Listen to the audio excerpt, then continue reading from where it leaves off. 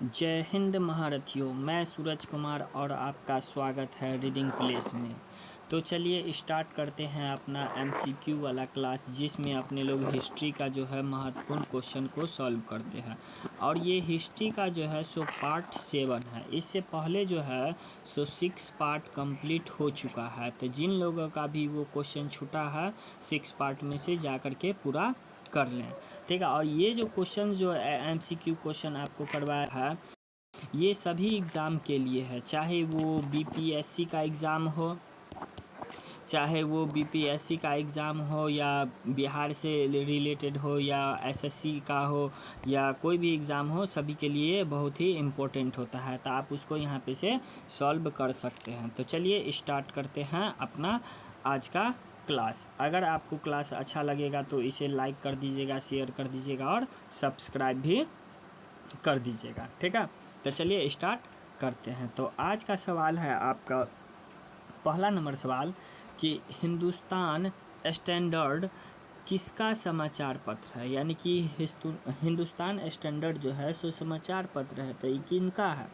तो आपके सामने में यहाँ पे 5 ऑप्शन है: सच्चिदानंद सिन्हा, मोतीलाल नेहरू, एमके पनिक्कर, उपयुक्त में से एक से अधिक, या उपयुक्त में से कोई नहीं।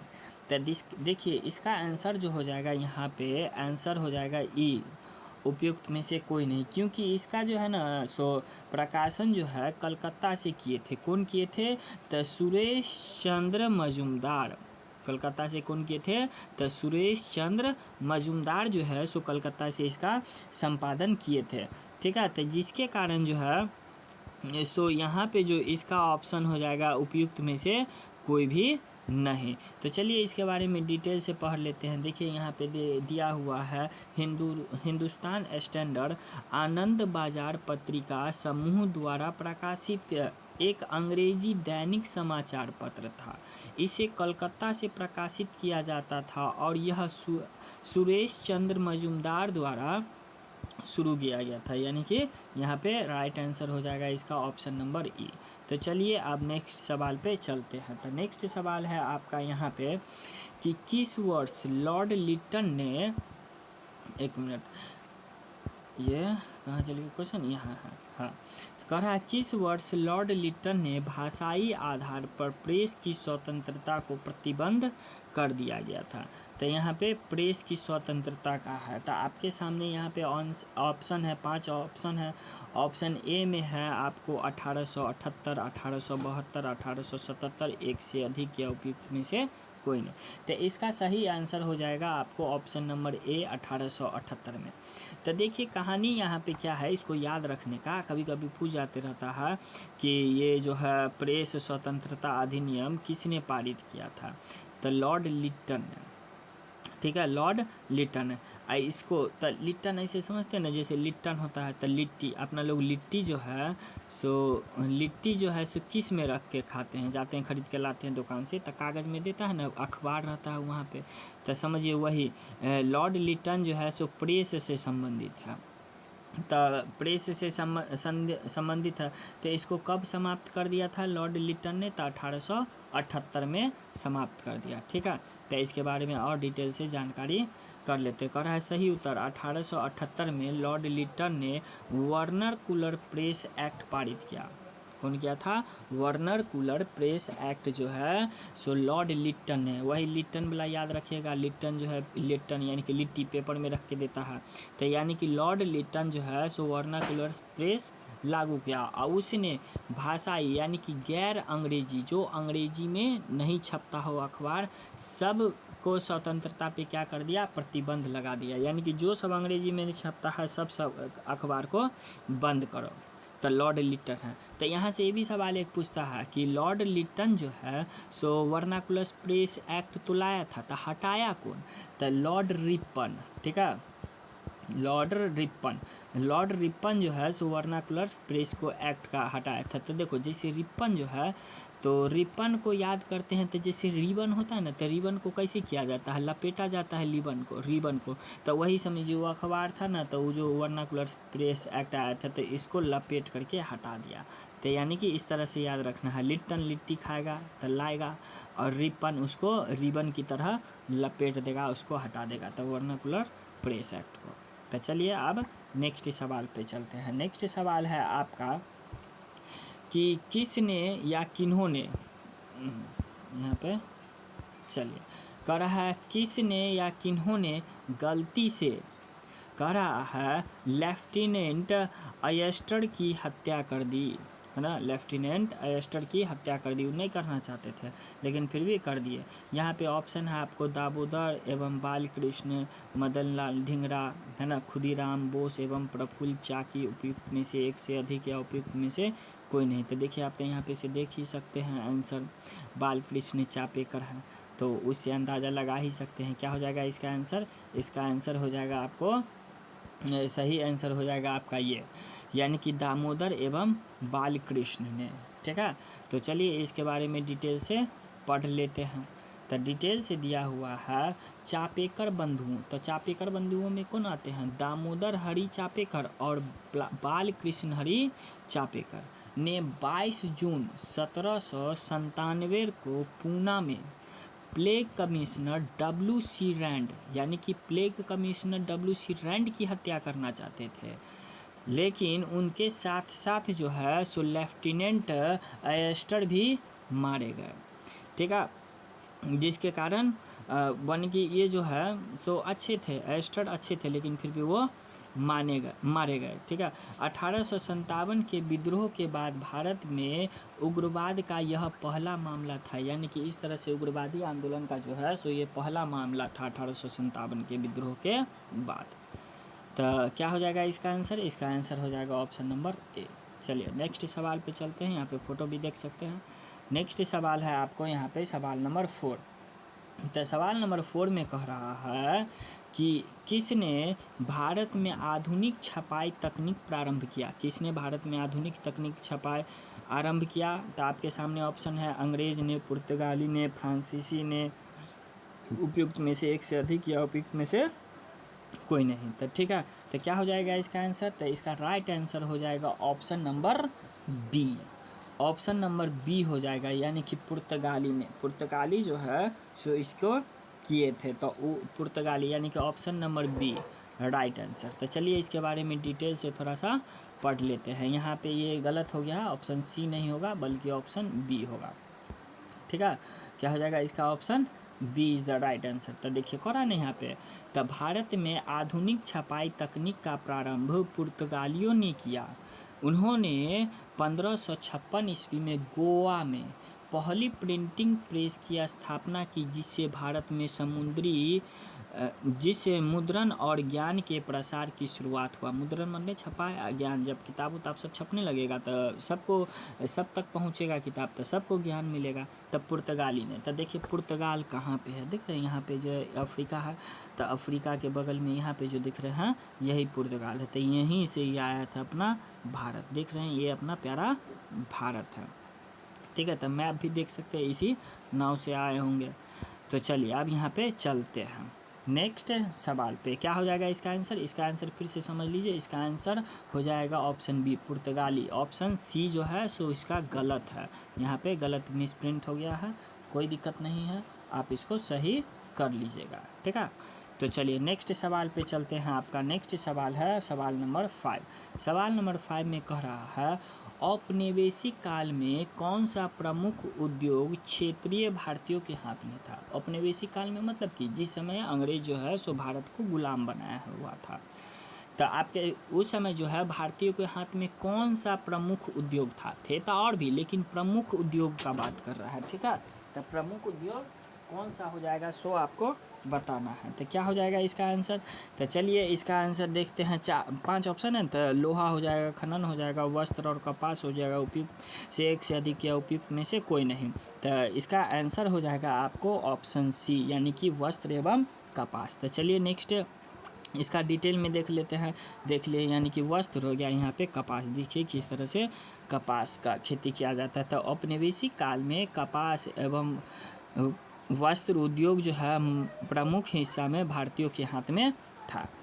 ठीक है, तो चलिए नेक्स्ट सवाल पे चलते हैं। तो नेक्स्ट सवाल है आपका यहाँ पे कि क्राउन शासन के तहत भारत का पहला वाइसराय और गवर्नर जनरल कौन थे, यानी कि पहला वाइसराय और गवर्नर जनरल कौन थे, यानी कि एक ही आदमी दो चीज़ थे। तो आपके सामने में यहाँ पे कितना ऑप्शन है, 5 ऑप्शन है। पहला है आपके सामने में Lord Canning, Lord Dalhousie, Lord Minto, उपयुक्त में से एक से अधिक या उपयुक्त में से कोई नहीं। तो इसका आंसर हो जाएगा ऑप्शन नंबर ए, यानी कि लॉर्ड कैनिंग। देख सकते हैं उनका फ़ोटो भी है यहाँ पे। तो चलिए अब इसके बारे में थोड़ा सा डिटेल से पढ़ लेते हैं। कह रहा है क्राउन शासन के तहत भारत का पहला वाइसराय एवं गवर्नर जनरल लॉर्ड कैनिंग थे। यह महत्वपूर्ण जानकारी इस प्रकार है, देखिए आप यहाँ पे महत्वपूर्ण जानकारी, यानी कि कहा 1857 के विद्रोह के बाद 1858 में भारत सरकार अधिनियम पारित किया गया। 1857 में क्रांति हुआ ना, तो उसके अगले साल भारत शासन अधिनियम पारित किया गया। इस अधिनियम के तहत भारत का प्रशासन ईस्ट इंडिया कंपनी से ब्रिटिश क्राउन में चल गया, यानी कि ईस्ट इंडिया कंपनी के जो था सो अब जो है सो क्राउन के हाथ में चल गया। किसके हाथ में चल गया? क्राउन के हाथ में ये शासन का पूरा बागडोर चल गया 1857 के क्रांति के बाद 1858 में। कह रहा है साथ ही गवर्नर जनरल का पद को बदलकर, यानी कि जो गवर्नर जनरल का पद था ना, एक मिनट, ये जो गवर्नर जनरल का पद था उसी को बदलकर वाइसराय बना दिया। तो उसी समय गवर्नर जनरल लॉर्ड कैनिंग थे, तो वही बदल करके फिर से क्या हो गया? वाइसराय हो गए थे। इसलिए इसका ऑप्शन क्या हो जाएगा? ए। ठीक है, इसका ऑप्शन हो जाएगा ए, यानी कि लॉर्ड कैनिंग। तो चलिए नेक्स्ट सवाल पे चलते हैं। तो नेक्स्ट सवाल है आपके सामने में कि 1878 में द हिंदू अखबार की स्थापना किसने की, जो भारतीय राष्ट्रीय आंदोलन के दौरान जनमत को आकार देने में प्रभावशाली रहा। ठीक है, यानी कि द हिंदू अखबार का कौन स्थापना किया था 1878 में? तो देखिए यहाँ पे है जी सुब्रमण्यम या वीर राघवाचार्य या महात्मा गांधी, एक से अधिक या उपयुक्त में से कोई नहीं थे। इसका आंसर हो जाएगा आपको ऑप्शन नंबर डी, यानी कि एक से अधिक। तो कौन कौन हो जाएगा? ऑप्शन हो जाएगा आपको ए और ऑप्शन बी, यानी कि जी सुब्रमण्यम अय्यर और वीर राघवाचार्य। तो चलिए उनका डिटेल में देख सकते हैं। कह रहा है ऑप्शन डी हो जाएगा इसका आंसर। तो जी सुब्रमण्यम अय्यर और एम वीर राघवाचार्य थे। उन्होंने जो है 1878 में जो है द हिंदू का स्थापना किया था। तो देख रहे हैं ये जी सुब्रमण्यम हो गए और ये एम राघवाचार्य हो गए। यही फोटो है इनका, तो इसलिए यही फोटो लगा दिया। चलिए यहाँ पे कुछ और भी जो है ना भारतीय समाचार पत्र और उनके संपादक है। तो चलिए मेरे साथ साथ आप ही देखिएगा। तो पहला नंबर दिया हुआ है उदंत मार्तंड कौन किया था? तो जुगल किशोर शुक्ल किए थे। ठीक है, जुगल किशोर शुक्ल किए थे। हिंदू पैट्रियार्क के कौन थे संस्थापक? तो गिरीश चंद्र घोष। हिंदू पैट्रियार्क के कौन थे? तो गिरीश चंद्र घोष। उसके बाद है स्टेट्समैन के कौन थे? तो रॉबर्ट नाइट।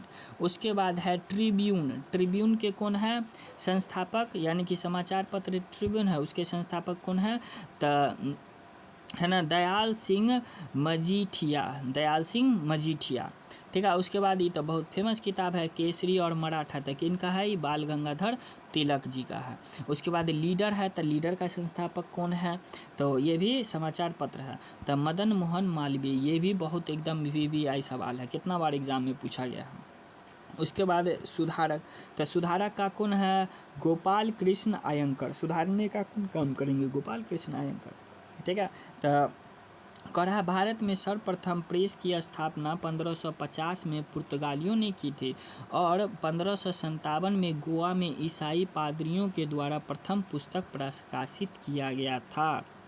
ठीक है, तो इसका आंसर आप देख ही लिए हैं। तो चलिए आप नेक्स्ट सवाल पे चलते हैं। नेक्स्ट सवाल हो जाएगा आपको यहाँ पे कि राष्ट्रवाद में आध्यात्मिक दशा को किसके द्वारा लोकप्रिय बनाया गया? ठीक है, तो आपके सामने में यहाँ पे 4 ऑप्शन है, यानी कि स्वामी विवेकानंद, स्वामी श्रद्धानंद, राजा राम मोहन राय, उपयुक्त में से एक से अधिक या उपयुक्त में से कोई नहीं। तो देखिए आध्यात्मिक दशा मतलब क्या होता है कि जिसका मतलब कि एक तरह से समझिए ईश्वर बोलिए या भगवान बोलिए, जो भी बोलना आप उसको बोल सकते हैं। तो ईश्वर की ओर कौन ले जाने का काम किया। तो आपके सामने में 4 ऑप्शन है, तो सही आंसर क्या हो जाएगा। तो सही आंसर हो जाएगा स्वामी विवेकानंद। तो चलिए उनसे रिलेटेड कुछ बात देखते हैं। करा है ना कि राष्ट्रवाद में आध्यात्मिक दशा को स्वामी विवेकानंद द्वारा लोकप्रिय बनाया गया। यानी कि आध्यात्मिक दिशा पहले भी थे, लेकिन स्वामी विवेकानंद जो है सो उनको लोकप्रिय बनाए। उन्होंने भारत में राष्ट्रवाद को भारतीय आध्यात्मिकता और धर्म पर आधारित माना। यानी कि भारत का जो है सो राष्ट्रवाद किस से आधारित है, तो आध्यात्मिकता और धर्म से आधारित है, और इन्हें एक शक्तिशाली माध्यम के रूप में प्रस्तुत किया। तो देख सकते हैं, है ना, उठो जागो और लक्ष्य की प्राप्ति तब तक नहीं रुको जब तक कि लक्ष्य की प्राप्ति न हो जाए। तो स्वामी विवेकानंद के द्वारा ही बोला गया था। तो देख सकते हैं। तो चलिए अब नेक्स्ट सवाल पे चलते हैं। तो नेक्स्ट सवाल है आपका कि भारत में स्वतंत्रता आंदोलन के दौरान गहन राष्ट्रवादी विचारों को किस समाचार पत्र द्वारा प्रसारित किया गया था। ठीक है, क्वेश्चन मार्क। तो पहला है आपका ऑप्शन नंबर स्टेटमेंट्स, अमृत बाजार पत्रिका, उसके बाद है पाइनियर, उपयुक्त में से एक से अधिक, उपयुक्त में से कोई नहीं। तो आपको तो यहाँ पे फोटो देख करके पता चलिए गया होगा। ठीक है, तो क्या हो जाएगा इसका आंसर अमृत बाजार पत्रिका, यानी कि option B is the right answer. तो देखिए किस तरह से अमृत बाजार पत्रिका का ये डाक टिकट की तरह लग रहा है। चलिए तो इसके बारे में थोड़ा सा डिटेल से पढ़ लेते थे। कहा है ना कि भारत के स्वतंत्रता आंदोलन के दौरान गहन राष्ट्रवादी विचारों का प्रचार करने वाले समाचार पत्र कौन थे, अमृत बाजार पत्रिका थे। तो चलिए इसको देख लेते हैं। अमृत बाजार पत्र की स्थापना कब हुआ था, तो 1868 में शशि कुमार घोष और मोतीलाल घोष, यानी कि 1868 में शशि कुमार घोष और मोतीलाल घोष ने बंगाल में इसकी स्थापना की थी, अमृत बाजार पत्रिका का। ठीक है, करा है इसने भारतीय स्वतंत्रता के प्रति लोगों की चेतना जगाने में महत्वपूर्ण भूमिका निभाया। यानी कि लोगों तक बात पहुंचाया कि अंग्रेज जो है सो अत्याचार कर रहा है, यही चेतना जागा। यह समाचार पत्र अपने ब्रिटिश विरोधी रुख के लिए जाना जाता था, यानी कि ब्रिटिश का जो है ना विरोध करता था, उसी के लिए ज़्यादा ही फेमस था। कहा इसने स्वशासन और सुधार की वकालत की। चलिए आप इसके बारे में और पढ़ते हैं। शुरू में ये जो था अमृत बाजार पत्रिका, ये जो है बंगाली भाषा में प्रकाशित होती थी, लेकिन 1878 में वर्नाकुलर प्रेस एक्ट आया। वर्नाकुलर मतलब क्या होता है, भाषा। ठीक है, तो यानी कि वर्नाकुलर मतलब भाषा। तो भाषा वाला जो आया था कि जो भी अगर अंग्रेजी के छोड़ करके दूसरा भाषा में छपेगा तो उसको बंद कर दिया जाएगा। तो इससे बचने के लिए रातों रात अंग्रेजी में प्रकाशन कर दिया। तो कितना बार बीपीएससी में एग्ज़ाम पूछ दिया है कि ऐसा कौन सा पत्रिका है जो अपना रातों रात भाषा बदल लिया था, है ना। तो वर्नाकुलर प्रेस एक्ट से बचने के लिए तो अमृत बाजार पत्रिका है। ठीक है, तो चलिए आप इसका आंसर पता चल ही गया होगा। तो चलिए नेक्स्ट सवाल चलते हैं, यानी कि आज का लास्ट सवाल, यानी कि ओवर का लास्ट बॉल। तो क्या कर रहा है लास्ट सवाल में, कह रहा है 1886 के अधिवेशन में भारतीय राष्ट्रीय कांग्रेस, यानी कि कांग्रेस के अध्यक्ष कौन थे। तो देख सकते हैं आपको बीएमएस चंद्र बनर्जी, दादा भाई नौरोजी, गोपाल कृष्ण गोखले, उपयुक्त में से एक से अधिक, उपयुक्त में से कोई नहीं। तो थोड़ा सा देखिए, सोचिए 1886 का बात है। तो 1886 में देखते हैं, तो 1885 में तो आपको ईस्ट इंडिया कंपनी का करें, सॉरी कांग्रेस का, है ना। 1885 में जो है सो यहाँ पे आपको कांग्रेस का तो स्थापना हो गया था, कांग्रेस का स्थापना हो गया था। ठीक है, तो अब उस समय कोई रहे होंगे तो आप लोग को पता ही होगा, बीएमएस चंद्र बनर्जी थे। उसके बाद जो है सो क्या हो जाएगा, तो दूसरा बार जो है अगले साल कौन बने थे 1886 में, तो ये बन गए थे आपको दादा भाई नौरोजी। तो हमको इस क्वेश्चन का राइट आंसर क्या हो जाएगा, 1886 में भारतीय राष्ट्रीय कांग्रेस के अध्यक्ष कौन थे, तो दादा भाई नौरोजी। तो चलिए उनसे रिलेटेड थोड़ा सा और भी सवाल सबको देख लेते हैं डिटेल में। और 1886 के अधिवेशन में भारतीय राष्ट्रीय कांग्रेस के अध्यक्ष कौन बने थे, तो दादा भाई नौरोजी। पता है दादा भाई नौरोजी जो है कांग्रेस के 3 बार अध्यक्ष बने थे, ठीक है। तो पहला कब बने थे, तो यानी कि 1886 में, दूसरा 1893 में उसके बाद 1806 में। तो कैसे याद किए थे, तो 6-3-6 है ना। इसको याद किए थे CLC, यानी कि कलकत्ता लाहौर कलकत्ता, यानी कि 6-3-6। तो 86 में कलकत्ता में, उसके बाद लाहौर में, उसके बाद फिर से कलकत्ता में। तो देख सकते हैं यहाँ पे दादा भाई नौरोजी जी का है ना, महान राष्ट्रपति नौरोजी है। तो कितना क्यूट लग रहे हैं देखने में। तो चलिए अब आगे चल सकते हैं हम। तो यहाँ पे सारा क्वेश्चन हो गया, तो रहने देते हैं। अब अगर वीडियो अच्छा लगा हो तो वीडियो को लाइक कर दीजिएगा, सब्सक्राइब कर दीजिएगा और शेयर भी कर दीजिएगा। और है ना टेलीग्राम, इंस्टाग्राम जो भी है यहाँ पे, व्हाट्सएप चैनल पे भी उसको फॉलो कर लिया। अगर वीडियो से रिलेटेड कोई भी आपको सुझाव हो तो आप उसका सुझाव दे सकते हैं, या किसी टॉपिक से आप समझते हैं कि उसका लेक्चर लाया जाए, उसका क्लास लाया जाए, तो उसको नीचे कमेंट बॉक्स में आप उसको बता सकते हैं। नेक्स्ट क्लास में जो है सो आपको उससे रिलेटेड जो भी आप क्वेश्चन पूछेगा उससे रिलेटेड आपको जो है ना वीडियो में बतला दिया जाएगा, या उससे रिलेटेड एक कंप्लीट टॉपिक का वीडियो ही बना दिया जाएगा, ठीक है। तो आज की सेवा यहीं पे समाप्त करते हैं और मिलते हैं आप कल। तब तक के लिए जय हिंद, जय भारत।